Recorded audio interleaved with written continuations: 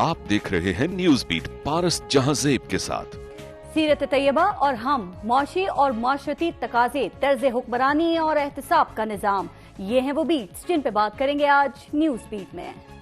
मौलाय सल्ली व सल्लिम दाइमन अबदन अला हबीबिका खैरिल खल्क़ि कुल्लिहिम मुहम्मदुन सय्यिदुल कौनैन व थक़लैन मुहम्मदुन सय्यिदुल कौनैन व थक़लैन।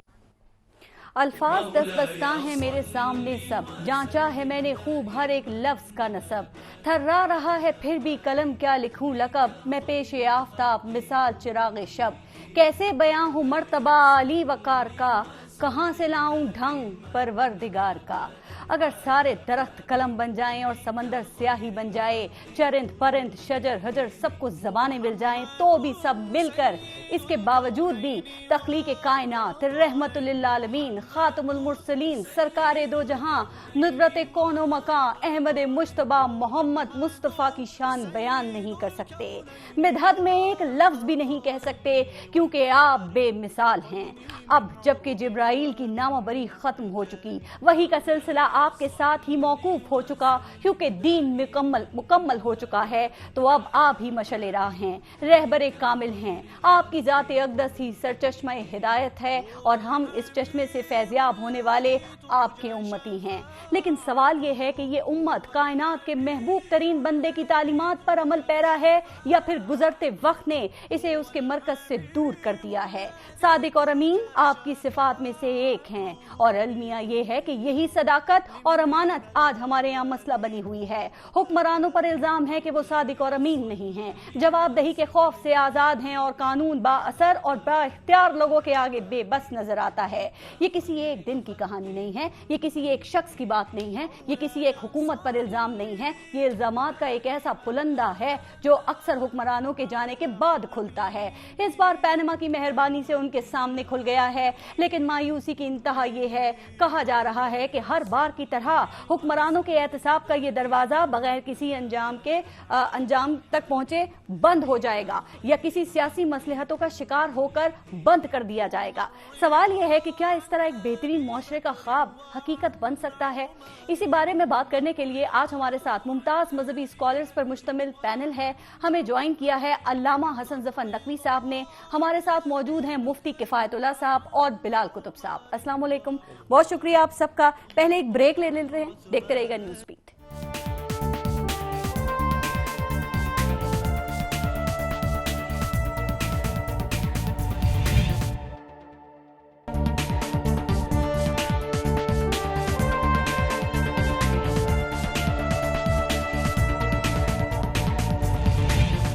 मुफ्ती किफ़ायतुल्लाह साहब आपसे शुरू करते हैं। आज का दौर, आज के मसाइल, चाहे वो सियासी हों, समाजी हों, माशरती हों, उनके हल में हमें सीरत तैयबा से जो मदद मिल सकती है, जो मदद हमें लेना चाहिए, क्या हम वो ले रहे हैं? और अगर हम नहीं ले रहे तो क्यों नहीं, क्या वजह है इसकी? बिस्मिल्लाहिर्रहमानिर्रहीम। सबसे पहले तो मैं इस पर शुक्रिया अदा करता हूँ कि आपने बहुत अहम मौजू को मुंतखब किया है और कल रबीउल अव्वल की 12 तारीख भी है जी। तो इस हवाले से अगर कोई सबक सामने जाएगा तो उसका बहुत ज़्यादा फ़ायदा होगा, इसका शुक्रिया। नबी करीम सल्लल्लाहु अलैहि वसल्लम के बारे में अल्लाह ताला ने फरमाया, लक़द काना लकुम फ़ी रसूलिल्लाहि उस्वतुन हसना। आपके लिए नबी अलैहिस्सलातु वस्सलाम की ज़िंदगी में बेहतरीन नमूना है। बेशक इस बेहतरीन नमूने के बारे में एक शायर ने बहुत अच्छा शेर कहा है, हो लाखों सलाम उस आका पर, बुत लाखों जिसने तोड़ दिए, दुनिया को दिया पैगामी सुकून, तूफ़ानों के रुख मोड़ दिए। उस मोहसन आज़म ने क्या क्या न दिया इंसानों को, दस्तूर दिया, मंशूर दिया, कुछ राहें दी, कुछ मोड़ दिया। आपकी जिंदगी में हर एक आदमी के लिए, हर शोबे के लिए वो रहनुमाई मौजूद है। बेशक बेशक। लेकिन हमारे जो हुक्मरान हैं तो नबी अलैहि सल्लम के भी इख्तियार थे। जब आप नबी थे तो उस वक्त इंतजामी इख्तियारात किसके पास थे? ज़ाहिर है आपके पास थे। आप अलैहिस्सलाम की ज़ात के अंदर अम्र हुकूमत और अम्र इबादत जमा हो गई थी, जो इसका हुस्न है। नबी अलैहिस्सलाम के ज़माने में जब आप हुक्मरान थे तो उन्होंने क्या किया? ये आज के हुक्मरान के लिए سبق ہے. آپ جرنیل تھے تو آج کے جرنیل کے لیے ان کی زندگی میں سبق ہے. آپ قاضی القضات تھے آج کی عدلیہ کے لیے وہاں آپ شوہر تھے تو تمام شوہروں کو اس طرح کرنا چاہیے. بالکل ہمارے سامنے کھلی کتاب موجود ہے, ہدایت کا ایک ایسا سلسلہ موجود ہے جسے جھٹلایا نہیں جا سکتا, لیکن اس کے باوجود ہمارے یہاں مسائل بھی ہیں, انتشار بھی ہے, تفریق بھی. میری تو پھر یہی رائے ہے کہ مسائل اس لیے کہ ہم نے سیرت نبی علیہ الصلوۃ والسلام کے دامن کو چھوڑا ہے. اگر ہم نبی علیہ الصلوۃ والسلام کے دامن سے جڑے رہیں گے تو کامیابی ہوگی. وہی میرا سوال تھا, کیوں چھوڑا, ہم کیوں نہیں جڑے رہے؟ اسلام جو کہ یہ اسلام کے نام پر بننے والی مملکت اسلامی جمہوریہ پاکستان, حضور اکرم صلی اللہ علیہ وآلہ وسلم کے نام لیوا لوگوں کے پاکستان میں یہ رکاوٹیں کیوں ہیں؟ میرے خیال میں وزیر اعظم, صدر پاکستان, چیف جسٹس, جرنیل, جی ان ہوتے میں کچھ لوگ آ کر تو وہ اللہ تعالیٰ کو بھی بھول جاتے ہیں, نبی علیہ السلام کو بھی بھول جاتے ہیں. آپ کے اس پروگرام کی وساطت سے میں ان سے درخواست کرتا ہوں کہ آج بھی نبی علیہ السلام کے دامن میں کامیابی ہے, اور ہٹو گے تو ناکامی ہوگی. جتنا جتنا کوئی دور جائے گا اتنا اتنا ناکام. علامہ حسن ظفر نقوی صاحب, کیا کوتاہی ہے سر, کیا نالائکی ہے, کیا نااہلی ہے کہ دنیا کے بہترین مثالی انسان ازل سے ابد تک کے سب سے بہترین انسان کی جو امت ہے, نہ وہ مثالی ہے اور نہ ہی معاشرہ مثالی ہے؟ کیا وجہ ہے سر اس کی؟ بسم اللہ الرحمن الرحیم, الحمدللہ والصلاۃ علیہ. سب سے پہلے تو تمام عالم اسلام کو دل کی گہرائیوں سے مبارکباد دیتے اس موقع کی مناسبت سے جو صبح سب جشن عید میلاد النبی منانے جا رہے ہیں. ہمارے مفتی صاحب نے بڑی سادگی سے, یقین جانے ایک بڑی تاریخی حقیقت, شاید ان کو بھی احساس نہیں کہ کتنی بڑی حقیقت, یہ بڑی سادگی سے ایک جملے میں کہہ گئے کہ پانی ہمیشہ اوپر سے نیچے آتا ہے. جہاں بھی حکمران طبقہ اپنا احتساب نہیں کرے گا وہاں نچلی عوام سے کبھی بھی توقع نہ رکھیں کہ وہ تقوی اختیار کرے, وہ ایمانداری اختیار کرے. بھئی یہاں تو مشکل یہ ہے کہ ابھی آپ جانتی ہیں کہ کوئی ایسی ویسی بات کر دی جائے عدلیہ کے خلاف یا حکمرانوں کے خلاف تو یا مجھ پہ پابندی لگ جائے گی یا چینل پہ پابندی لگ جائے گی. دیکھیے ایک سیدھی سی بات بتائیں آپ کو, اصول کیا ہے. پیغمبر ختم مرتبہ صلی اللہ علیہ وآلہ وسلم جس زمانے میں مبعوث ہو رہے ہیں وہ زمانہ کیسا ہے؟ وہ انارکی پھیلا ہوا ایک معاشرہ ہے, انارکی زدہ معاشرہ, اور ایک بے ایمان معاشرہ ہے کہ جو مذہب کو بھی, یعنی خانہ کعبہ میں بھی جس نے بت رکھے ہوئے ہیں اور سامنے خانہ کعبہ کو رکھتا ہے اور اس خانہ کعبہ کے نام پہ ایکسپلائٹیشن کرتا ہے, لوگوں کا استحصال کرتا ہے اور ان سے جناب نذرانے وصول کرنا, چڑھاوے وصول کرنا. اور خانہ جنگیوں کا یہ عالم ہے کہ جناب صدیاں ہو گئی ان کو لڑتے ہوئے, ایک دوسرے کا خون بہاتے ہوئے. اس معاشرے میں پیغمبر ختم مرتبہ صلی اللہ علیہ وآلہ وسلم کی ذات گرامی مبعوث ہو رہی ہے, یعنی مبارزہ ہی ان بے ایمان لوگوں سے ہے, مکار لوگوں سے ہے کہ جو اپنے فائدے کے لیے جس چیز کو چاہیں اللہ, حتیٰ کہ اللہ کے گھر کو بھی استعمال کر رہے ہیں. وہاں بھی خانہ کعبہ میں انہوں نے بت رکھے ہوئے 365. تو کہنے کا مطلب یہی ہے کہ جب ان لوگوں سے ٹکراؤ ہوگا تو آپ بتائیے کیا وہ لوگ اتنی آسانی سے ہتھیار ڈال لیں گے؟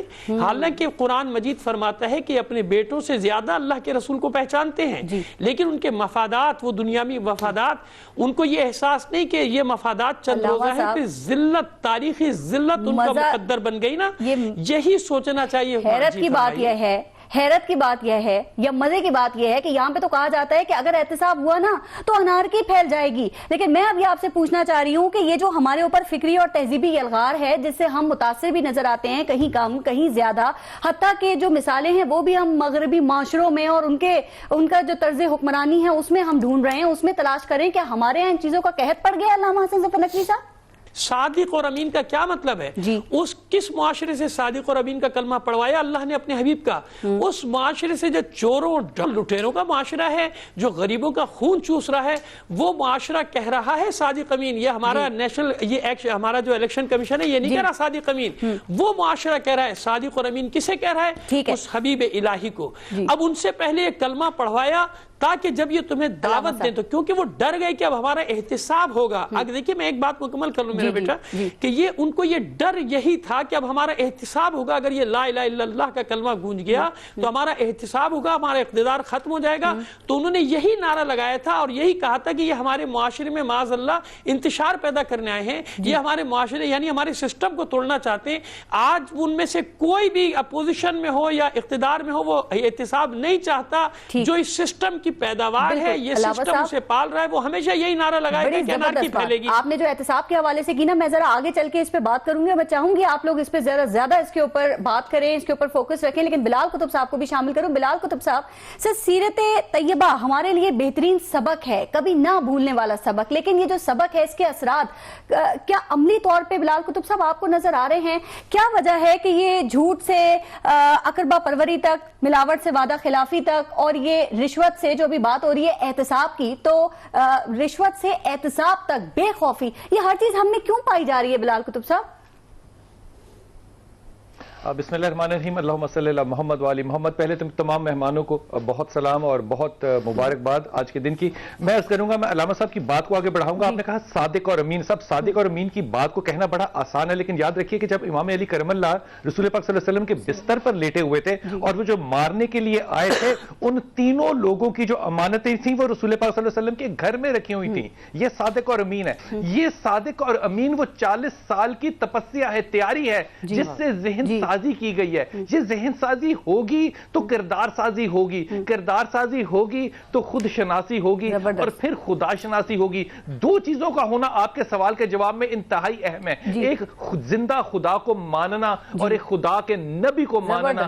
خدا کہتا ہے کہ اگر ایک کالی رات ہو, ایک جملہ کہوں گا, کالی رات ہو, کالی چونٹی ہو, اور وہ کالی چونٹی ایک کالے پتھر پہ چل رہی ہو, تو تیرا رب صرف اس کالے پتھر پہ اس کالی چونٹی کو نہیں دیکھ رہا, اس کے پاؤں کے جو نشان پڑ رہے ہیں اللہ ان کو بھی دیکھتا ہے. یہ اللہ ہے. اگر آپ کا اللہ ہے تو بات ہوگی نا. صادق امین پر آپ نے بات کی, جھوٹ پہ آپ نے بات کی. سر دیکھیں, نہ ہی اسلام میں اور نہ ہی سیرت طیبہ میں عوام اور اشرافیہ کے لیے کوئی دو الگ الگ معیار رکھے گئے ہیں. لیکن بلال قطب صاحب, پھر کیا وجہ ہے کہ ہمارے یہاں ایسا کیوں لگتا ہے کہ آج احتساب کے جو پیمانے ہیں وہ الگ الگ ہیں؟ کیا آپ بھی اس بات کو محسوس کرتے ہیں؟ آپ بھی اس بات کو سر مانتے ہیں؟ اور یہ جو صورتحال ہے اس کو کیسے درست کیا جا سکتا ہے؟ سیرت طیبہ میں احتساب, سیرت طیبہ سے ہمیں احتساب کے حوالے سے کیا رہنمائی ملتی ہے؟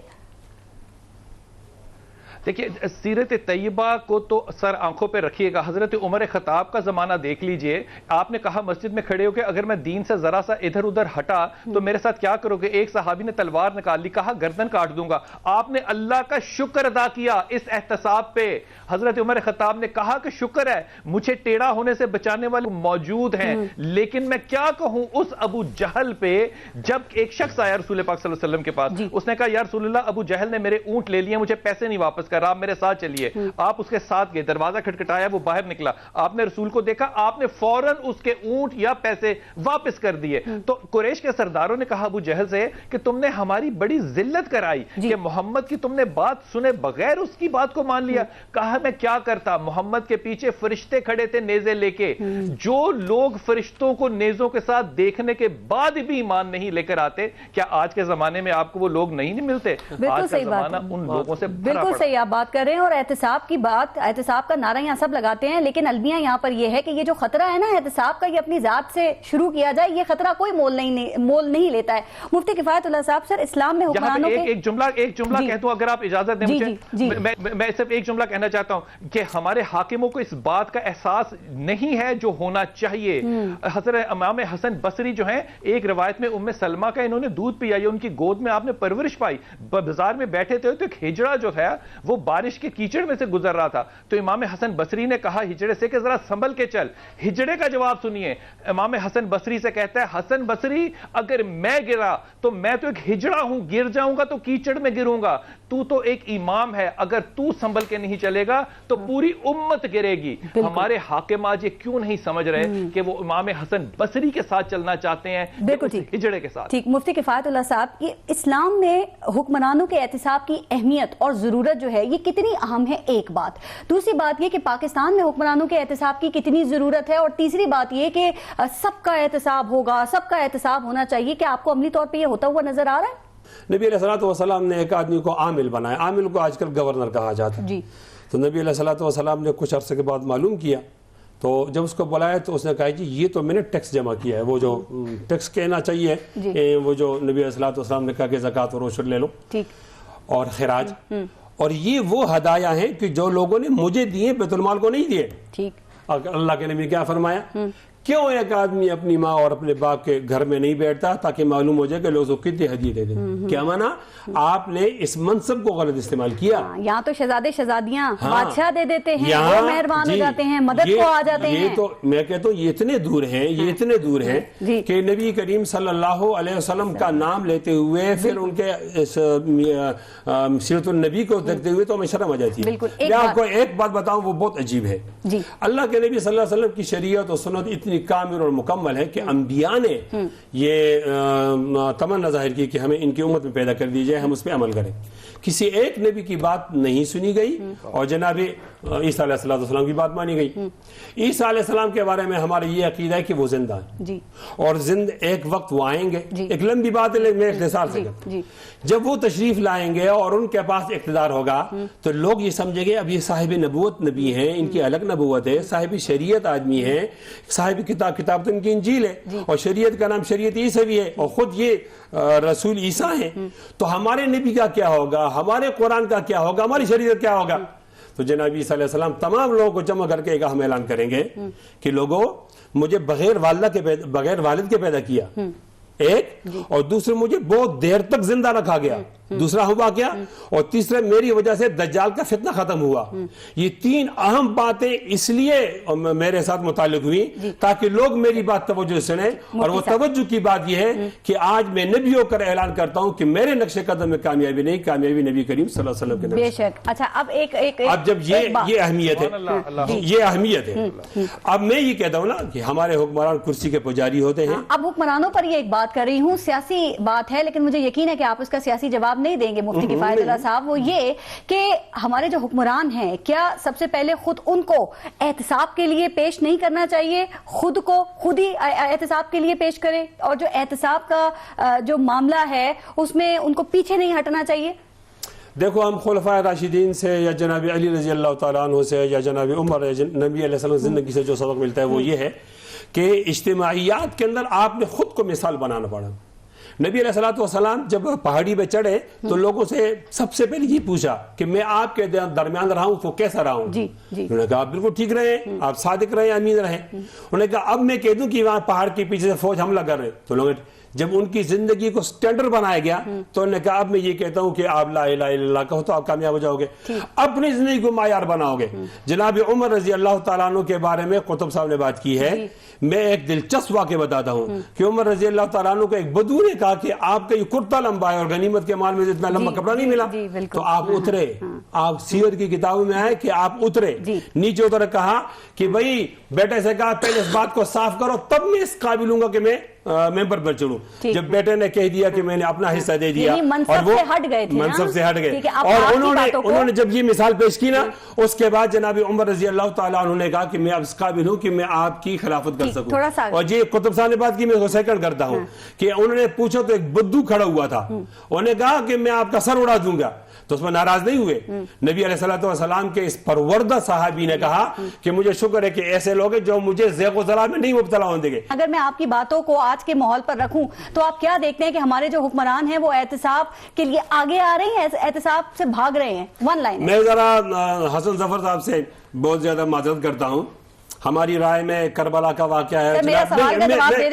یہ بہت دلچسپ جواب ہے، میں عرض یہ کرتا ہوں کہ آج کا حکمران نبی علیہ السلام کی سیرت سے بہت دور ہے. یہ جب نبی علیہ السلام کا نام لیتے اور کرسی پر بیٹھتے ہیں ان کو شرم آنی چاہیے. چلیں ٹھیک ہے، ٹھیک. علامہ حسن ظفر نقوی صاحب سے کہا جاتا ہے کہ کفر پر مبنی نظام جو ہے نا وہ تو چل سکتا ہے لیکن ظلم پر مبنی نظام نہیں چل سکتا. تو علامہ صاحب کیا اس بات کا کوئی تعلق انصاف اور احتساب سے ہے؟ اور یہ بھی بتائیے گا کہ سیرت طیبہ جو ہے وہ ہمیں حکمرانوں کے احتساب کے لیے کیا راستہ دکھاتی ہے؟ ہاں دیکھیں بی بی بالکل صاف بات، مفتی صاحب کو معذرت کی ضرورت ہے تو بہت صحیح انہوں نے جواب دیا. میں بھی اسی کو بات کو آگے بڑھانا چاہتا ہوں. دیکھیے اب سیرت طیبہ کہ ہم پیغمبر گرامی صلی اللہ علیہ وآلہ وسلم کی ذات پر ہی محدود رہتے ہیں آج کی شب. دیکھیے آپ نے جب جناب خدیجہ الکبریٰ سلام اللہ علیہ سے عقد فرمایا تو آپ جانتے ہیں کہ جناب خدیجہ الکبریٰ سلام اللہ علیہ کی دولت کا کیا حال ہے. اتنی دولت ہے کہ وہ جو بڑی بڑی کتابیں لطیف انصاری صاحب نے بھی لکھی ہیں اور بھی علماء نے لکھی ہیں. بعض لوگ نے تو یہاں تک فرمایا کہ آپ کے تجارت کا مال 80,000 اونٹوں پر یعنی ہر وقت چلتے رہتے تھے جہازوں کی طرح, صحرائی جہازوں کی طرح آپ کے اونٹ. سوال یہ ہے کہ حضور پر جب مبعوث ہوئے تو آپ تو اس زمانے کے حساب سے کروڑپتی تھے, لیکن جب مدینے آپ پہنچے ہیں تو کیا حال تھا کہ آپ پیٹ پر 2 پتھر باندھے ہوئے تھے. یعنی جب آپ کو اللہ نے وہ اختیار دیا تو آپ کے پاس جو کچھ بھی تھا وہ آپ نے لٹا دیا. جناب خدیجہ الکبریٰ سلام اللہ علیہ کے پاس جو کچھ تھا وہ آپ نے اسلام کو دے دیا, ان مہاجرین کو دے دیا جو حبشہ ہجرت کر کے گئے, جو مسلسل ہجرت کر رہے تھے, آپ نے دے دیا. آپ اس دنیا سے کچھ لے کر نہیں گئے. ہمارے یہاں یہ دیکھیے کہ جب یہ آتے ہیں تو کیا حال ہوتا ہے, جب یہ بیٹھے ہوئے ہوتے ہیں تو کیا حال ہوتا ہے, اور جب یہ جاتے ہیں تو ماشاءاللہ پاکستان خالی ہوتا ہے, دبئی بھرا ہوا ہوتا ہے, انگلینڈ بھرا ہوا ہوتا ہے, سوئٹزرلینڈ بھرا ہوا ہوتا ہے, پاناما بھرا ہوا ہوتا ہے. سیرت طیبہ کی تو یہ بات ہے کہ حضور کے پاس جو کچھ ہے, آپ کی زوجہ محترمہ کے پاس جو کچھ ہے وہ آپ نے لٹا دیا نا. اس سے بڑی میں مثال اور کیا دے سکتا ہوں. وہاں جن خلفاء کی مثالیں دے رہے ہیں آپ. جی آپ جو بات کر رہے ہیں سر, ایک اور بات بھی ہے, ذرا میں چاہوں گی اس پہ بھی آپ بات کریں. دیکھیں کہا جاتا ہے کہ ہمارے ہاں قوانین بااثر لوگوں کو تحفظ دیتے ہیں. علامہ صاحب اگر ایسی بات ہے تو کیا احتساب اور انصاف کے لیے بھی پھر یہ طبقاتی تقسیم ہونا چاہیے؟ چونکہ دیکھیں اگر کوئی انسان با اختیار ہے, بڑا امیر ہے, تو وہ مہنگا ترین وکیل کر لے گا, وہ قانونی حکم سے فائدہ اٹھا لے گا, وہ یا تو ٹائم لے لے گا یا بچ کے نکل جائے گا, اور جو غریب ہے وہ عدالتوں میں اس کو چکر لگتے رہتے ہیں اس کے. دیکھیں نا بیوی بیٹا, یہ تو آپ کے سامنے ہے نا بات, ساری بات آپ کے سامنے کہ آئین 73 کے آئین کا کیا حشر کیا گیا ہے, کہاں سے کتنی ترمیمیں کر کے اس کا مسخ کر کے پھینکا گیا. کیوں یہ ہوئی ترمیمیں؟ یہ اسی لیے تو ہوئی ہے نا کہ اپنے آپ کو بچایا جائے. اپنے آپ کو بچانے کے لیے جو قانون میں ترمیم ہو سکتی ہے, آئین میں تبدیل ہو سکتی ہے, عدلیہ میں تبدیلی ہو سکتی ہے, ججز میں تبدیلی ہو سکتی ہے, سب کچھ ہو سکتا ہے اپنی بے ایمانیوں کو چھپا. حالانکہ میں بتا رہا ہوں آپ کو, ایک بالکل حقیقت بتا رہا ہوں کہ تاریخ میں عبرت بن جاتے ہیں وہ لوگ. اپنے آپ کو کتنے دن تک بچا لیں گے؟ زندگی کتنے دن کی ہے؟ دیکھیں نا تاریخ میں ایسے حکمرانوں کا حال, ان نام کیسے لکھا جاتا ہے. کم از کم اپنے بچوں کو عزت. اور ایک بات اور بتاؤ کہ تاریخ بشریت کا اصول یہ ہے کہ لوگ اپنے بچوں کو بچانے کے لیے اپنا سب کچھ قربان کرتے ہیں, اپنے بچوں کے نام کو بچانے کے لیے اپنا نام قربان کرتے ہیں, اپنے بچوں کی جان بچانے کے لیے حتیٰ کہ اپنی جان قربان کرتے ہیں. مگر یہاں بالکل الٹا ہے کہ اپنے آپ کو بچانے کے لیے, اپنی کرسی کو بچانے کے لیے اپنے بچوں کو چور بنا دو, اپنے بچوں کو لٹیرا بنا رہے ہو. اور خدا کو خوف کرو بھائی, اپنے بچوں کو تو دادا تک بیچ میں آ جاتے ہیں. علامہ کی مثال لو. بالکل ٹھیک, بالکل آپ صحیح بات کر رہے ہیں. بلال, میں کہہ رہی ہوں آپ باپ کی بات کر رہے ہیں تو دادا بھی بیچ میں آ جاتے ہیں. بلال قطب صاحب سر, ابھی ریسنٹلی دو ایسے یعنی اپنے خاندان کو خود ذلیل کر رہے ہیں کہ اپنے آپ کو بچانے کے لیے اپنی اولاد کو ذلت دے رہے ہو, رسوائی دے رہے ہو. بھائی یہ کہاں کا قانون ہے؟ پیغمبر ختمی مرتبہ صلی اللہ علیہ وآلہ وسلم اپنے بچوں کے لیے, اپنے صحابہ کے لیے کیا چھوڑ کے گئے کہ صحابہ بھی فخر کریں, ان کی اولاد بھی فخر کرے, اور آج تک فخر کرتی ہے نا ان کی اولاد ان پر. میں ایک سوال ذرا کرنا چاہ رہی ہوں اس حوالے سے بلال قطب صاحب سے کہ بلال قطب صاحب سر ریسنٹلی دو ایسے واقعات, دو ایسی چیزیں, بلال قطب صاحب آپ سے بات کر رہی ہوں جی, دو ایک ایسی چیزیں سامنے آئی ہیں بلال قطب صاحب. ایک تو ایسا واقعہ ہے کہ جب ایک آدمی کو انصاف ملا نا تو وہ جیل میں اس کی ڈیتھ ہو چکی تھی جب اس کو انصاف ملا, اور دوسرا ایک ایسا شخص ہے جب اس کو انصاف ملا تو وہ اپنی جوانی کے بہترین دن جیل میں گزار چکا تھا. اور ایسی بہت سی ایگزامپلز موجود ہیں بلال قطب صاحب. تو اگر ایک غریب آدمی یہ سوال پوچھتا ہے کہ انصاف کی تاخیر غریبوں کے لیے کیوں, کمزوروں کے لیے کیوں, ہمارے لیے کیوں, تو بتائیے اس کو کیا جواب دیا جائے؟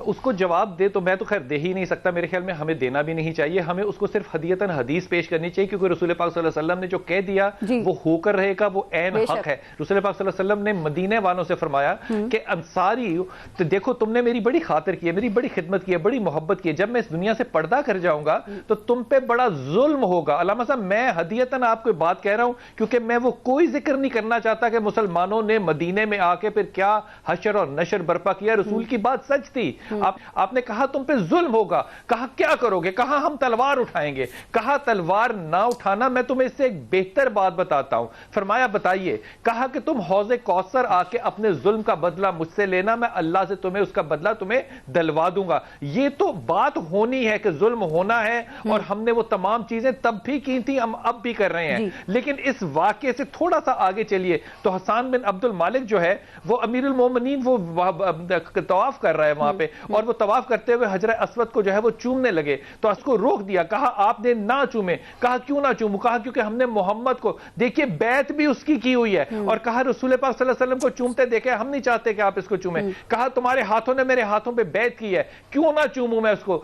وہ لوگ کیا کہتے ہیں امیر المومنین سے, حسان بن عبد المالک سے, کہ ہمارے ہاتھوں نے تو تمہارے ہاتھوں پہ بیعت کی ہے لیکن ہمارے دلوں نے زین العابدین کے ساتھ بیعت کی ہے. جب آپ کی بیعتیں ہاتھوں کی کہیں اور ہوں گی, دلوں کی کہیں اور ہوں گی, تو پھر میں یہ کیا کہنے میں حجاب کروں کہ آپ لوگوں کی حیا جو ہے, ہم لوگوں کی حیا جو ہے وہ ختم ہو گئی. اللہ کے رسول نے کہا کہ 70 شاخوں میں سے اگر ایک شاخ ختم ہو گئی اور وہ حیا ہے تو پھر ان کے لیے جملہ کہا, یہ جو چاہیں کریں. ٹھیک, بلال قطب صاحب ایک بات صرف اور, سر ملکی تاریخ کا اس وقت سب سے بڑا سکینڈل ہم دیکھ رہے ہیں یہ پینما کیس. کیا آپ کو اب تک کسی بھی لمحے بلال قطب صاحب ایسا محسوس ہوا, آپ کو یہ لگا وہ خوف کہ جس کی ایگزامپلز ہمیں اسلام میں نظر آتی ہیں, اسلام میں ملتی ہیں, جس کی مثالیں ہمیں, اس خوف کی؟ ان للہ و انا الیہ راجعون. امام ابو حنیفہ سے کسی شخص نے غلط کہا, خود کہہ رہے ہیں وہ کہ یہ 300 نوافل روز پڑھتے ہیں, آپ نے پڑھنے شروع کر دیے. پھر کسی نے کہا 400, کسی نے کہا 500, یہاں تک کہ 1000 نفل, اور ساری رات امام ابو حنیفہ جا کے نوافل پڑھتے تھے. لوگوں نے کہا کہ آپ لوگوں کی باتوں میں کیوں آتے ہیں؟ امام فرماتے ہیں کہ میں نہیں چاہتا کہ لوگ مجھ سے غلط گمان رکھیں. یہ تو گمان کی بات ہے بیٹا, جو آپ بات کہہ رہے ہیں وہ تو یقین کی بات ہے. یہاں انصاف نہ ہوا ہے اور نہ ہوگا. تو پھر عوام میں بھی وہ جرأت اظہار کیوں نہیں ہے کہ وہ جواب لے سکے؟ مزید بات کریں گے بریک کے بعد, دیکھتے رہے گا نیوز بیٹ.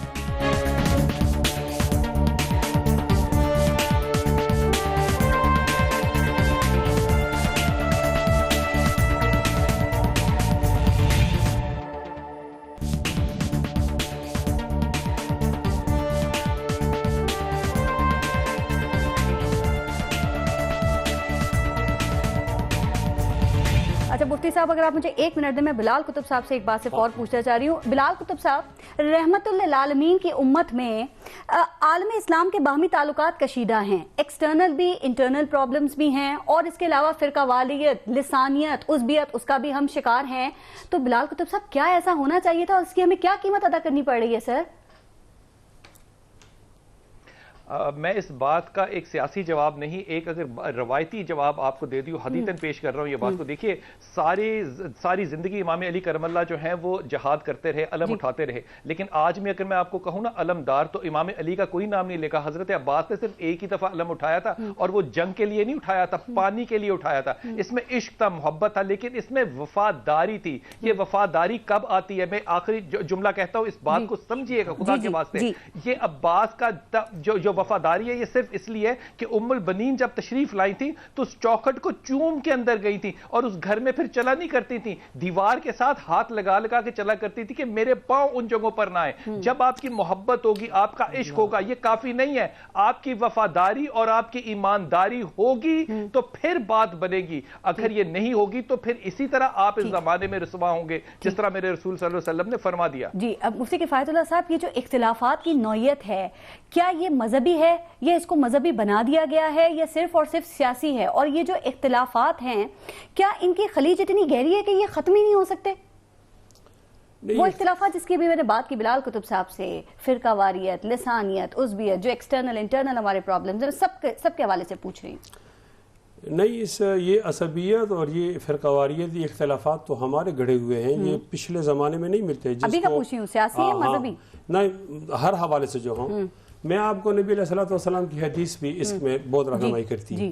آپ صلی اللہ علیہ وسلم فرماتے ہیں, من دعا الی عصبیت فلیس منا, جو عصبیت کی طرف کوئی دعوت دے گا وہ میرا امتی نہیں ہے. ومن قاتل علی عصبیت فلیس منا, اور جو اس عصبیت کی طرف جھگڑا کرے گا وہی میرا امتی نہیں ہے. ومن مات علی عصبیت فلیس منا, اور جو عصبیت پر مر جائے گا تو یہ بھی میرا امتی نہیں ہے. ایک موقع پر آپ نے فرمایا کہ اتدعون بدعوی الجاہلیہ, آج بھی تم جاہلیت کی باتیں کرتے ہو جس کو ختم کرنے کے لیے میں آیا ہوں, یعنی نفرت کو مٹانے کے لیے, محبت کے لیے. بات آپ نے کی, آج جو یہ سب کے الگ الگ جھنڈے ہیں, اس کو کیا کہیں گے؟ عرض کر رہا ہوں, یہ ہماری بدبختی ہے نا. آپ علیہ الصلوۃ والسلام نے فرمایا اتدعون بدعوی الجاہلیہ, اپنی جاہلیت کی بات کرتے ہو, اسلام کی روشنی آنے کے بعد دعوها, ان ناروں کو چھوڑو, فإنها منتنہ, ان سے بدبو آتی ہے.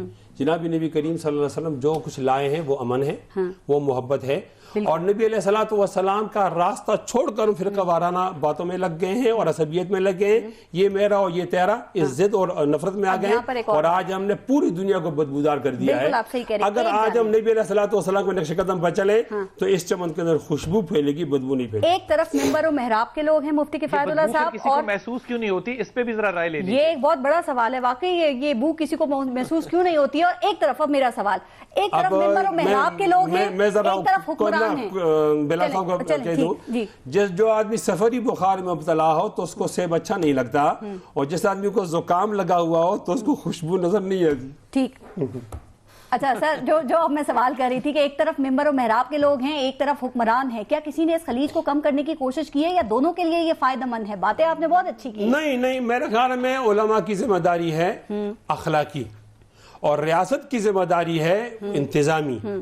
میں عرض کرتا ہوں، جب آپ کسی برائی کو ختم کرنا چاہتے، چوری کو نا، اس کے لیے آپ نے سیاست نہیں کرنی ہوگی، ساری قوم کو شعور کو اجاگر کر کے چوری کے خلاف اٹھنا ہوگا۔ بات تو بڑی اچھی، اور جب آپ چوری کو کسی اور مقصد کے لیے استعمال نہیں کریں گے تو امت آپ پر کیا بات ہے کہ ہندوؤں میں انا ہزارے اٹھتا ہے اور ہمارے ہاں کوئی صادق اور امین نہیں اٹھتا۔ ہمارے نبی علیہ الصلوۃ والسلام کی بہت ساری عادتیں ہیں، لیکن مشہور تو صادق و امین سے۔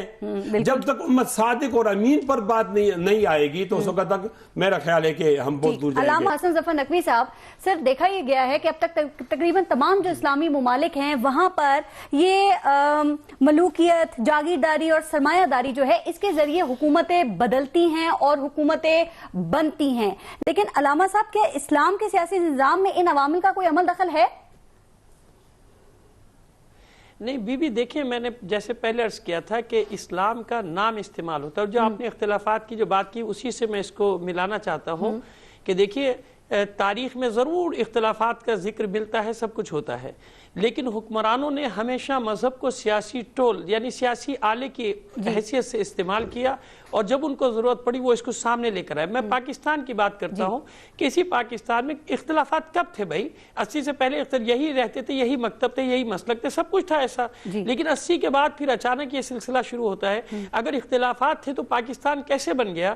قائد اعظم اور علامہ اقبال رحمۃ اللہ علیہ، ان کے پیچھے لوگ کیسے جمع ہو گئے؟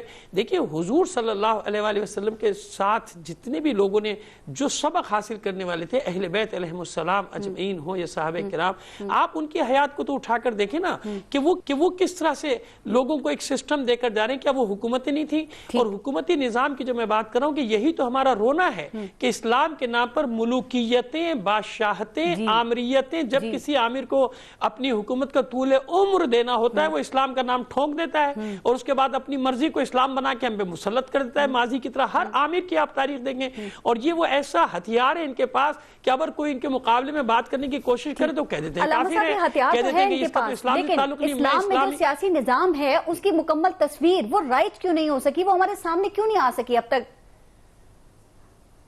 دیکھیے اس میں ظاہر ہے کہ ایک اللہ کا قانون ہے، جناب آدم علیہ السلام سے لے کے جناب خاتم النبیین صلی اللہ علیہ وآلہ وسلم تک، اور ہم جس دور سے گزرے اس تک اور آنے والے دور تک، یہ تمام باتیں اولین و آخرین کا علم لا رتب ولا یابس الا فی کتاب مبین، کتاب مبین میں لکھا ہوا ہے۔ یہ دور جو فتنے کا دور ہے، جو آخری زمانے سے قربت کا دور ہے، اس میں سب سے بڑی بات یہ ہے کہ آپ ثابت قدم رہیں، یہ اللہ کا بھی حکم ہے، یہ رسول کا بھی حکم ہے کہ اس فتنے کے زمانے میں اپنے ایمان کو سلامت رکھو۔ میں کہتا ہوں بہترین انسان اور عالم وہ ہے اس وقت جو آج شہرت کمانا بہت آسان ہے فرقہ واریت اور فساد کی بات کر کے، اور مشکل ترین کام ہے اپنی جان کو ہتھیلی پہ رکھ کے سچ بات کہنا، حق بات کہنا، اور لوگوں کو محبت کا پیغام دینا۔ میں سلام کرتا ہوں بلال قطب صاحب کو، اپنے برادر عزیز کو، جنہوں نے اتنی عمدہ گفتگو کی ہے یہاں پر بیٹھ کے، کہ جتنے سننے والے ہیں میرا خیال ہے کسی کو اس سے اختلاف نہیں ہوگا، حالانکہ وہ عالم دین یعنی ٹریڈیشنل جس کو ہم کہتے ہیں وہ اس طرح کے عالم دین تو نہیں ہے،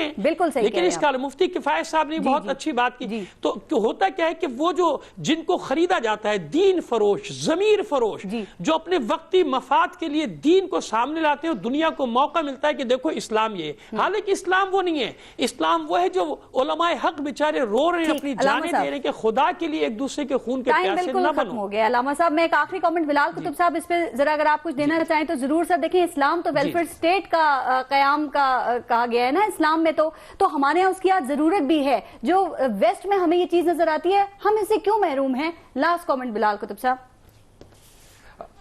دیکھیے ویلفیئر اسٹیٹ کا تصور تو حضرت عمر خطاب نے 82 سے زیادہ جو ادارے بنائے وہ تمام لوگوں نے, جن لوگوں نے, وہ چاہے امریکہ ہو, یورپ ہو یا برطانیہ ہو, اگر انہوں نے وہ قائم کیے تو اللہ نے آج ان کو عزت اور توقیر بھی تو دی ہے نا. جو اللہ کے قانون پہ چلے گا اللہ اس کا محافظ ہوگا. اس لیے اگر آج دیکھیے تو 80 کی دہائی کا بڑا اچھا ذکر کیا, لیکن 80 کی دہائی سے پہلے جو مال کی اہمیت تھی وہ بھی بڑی کم تھی. آج آپ جائیے, آپ کسی بھی مسلک کو دیکھنا چاہیے, گوگل پہ ویکیپیڈیا پہ جائیے, آپ کو اندازہ ہوگا کہ برطانیہ کے کون سے کرنل نے آ کے کون سے ملک کے اندر کون سا فرقہ جو ہے اس کو آباد کیا تاکہ علماء حق جو ہیں ان کو پہچاننے والے لوگ جو ہیں وہ اس دنیا میں نہ رہیں. اس میں کون سی مشکل بات ہے؟ لیکن بہلول دانا جو ہیں وہ چھوٹے سے آدمی ہیں اور انہوں نے ایک بچے کو دیکھا وہ اخروٹ کھیل رہا تھا, اس کو اخروٹ لا کے دیے کہ تو بھی کھیل. اس نے بہلول کی طرف دیکھ کے کہا کہ بہلول یہ دنیا اخروٹ کھیلنے کی جگہ نہیں ہے. خدا کے واسطے یہ واقعہ ہماری اسمبلیوں تک اور ہمارے ممبروں تک کب پہنچے گا کہ یہ دنیا اخروٹ کھیلنے کی جگہ نہیں ہے؟ بالکل امید کرتے ہیں کہ جو یہ باتیں ہوئی ہیں یہ ہمیں آج جو باتیں ہم نے کی یہ ہمیں بہتر سوچنے کی طرف مائل کریں گی. بلال قطب صاحب, علامہ حسن ظفر نقوی صاحب اور مفتی کفایت اللہ صاحب, بہت بہت شکریہ آپ لوگوں نے پروگرام میں شرکت کی, پروگرام کے لیے وقت نکالا. اللہ ہم سب کو سیرت طیبہ کو سمجھنے اور اپنے قول و فعل اور عمل سے اس پر چلنے کی توفیق عطا فرمائے. اپنا اپنے ملک کا خیال رکھیے گا. پارس جہاں زیب کو اجازت دیجیے. اللہ نے کے بعد.